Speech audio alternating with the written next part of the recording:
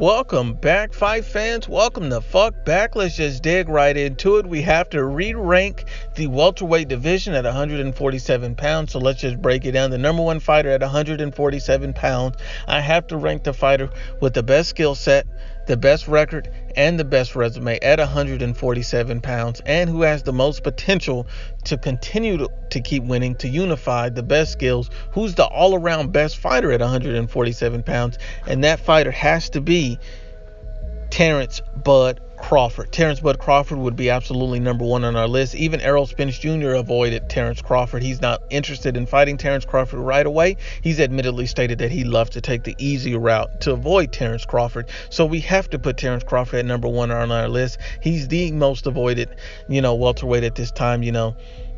Errol Spence Jr. is not interested in the fight. Keith Thurman's not interested in the fight. Keith Thurman has even stated that he would wait till 2020 before he'd entertain a fight with Terence Bud Crawford. So you have to be honest. Errol Spence said he's on the other side of the street. He's not fighting on ESPN. He's not interested in that. You have to understand that Terence Bud Crawford is a world champion at 147 pounds. So both of these guys are talking about unifying the welterweight division, but yet you don't want to unify against a Terence Crawford. That tells you all you need to know. These guys are not being realistic in what they're expecting. Terence Crawford is an elite level fighter. He was undisputed at 140 pounds. So I can definitely understand why guys are not wanting to get in the ring with Terence Bud Crawford. Number two at the welterweight division in the pound for pound list, as far as the top 5 welterweights on our list from the Ibfp, I have to put Shawn Showtime Porter. And the reason why I have to put Shawn Showtime Porter is that he has a very exciting skill set. He's been in very close fights. He's never lost a fight that was a blowout. Every fight that he's lost was very close. The Kell Brook fight just didn't go his way. Depending on how you saw that fight, you could have seen Shawn Porter winning that fight. The Keith Thurman fight, some people felt they saw Shawn Porter winning that fight. Shawn Porter looked phenomenal against Danny Garcia. That was somewhat of a close fight to some, but Shawn Porter clearly won the fight. So at this point, you have to be honest and unbiased when you assess these things, that Shawn Porter has defeated another top welterweight in Danny Garcia. So you have to give Shawn Porter all the credit in the world. He's the WBC champion at the welterweight division. So I have to rank Shawn Porter at the number 2 slot. The number 3 welterweight at the 147 pound limit has to be Errol Spence Jr. He's an undefeated world champion. He has a light resume because he hasn't defeated any other top welterweights. He's defeated Lamont Peterson, who's basically a guy from 140 who hasn't really done much at all at the welterweight division. So you can't give him too much credit for that.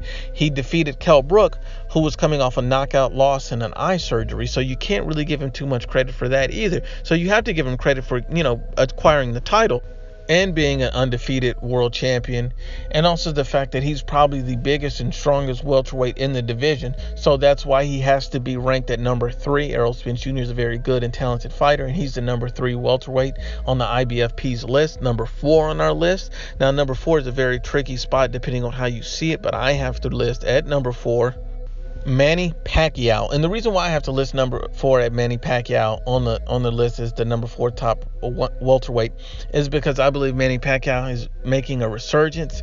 He's a Hall of Famer.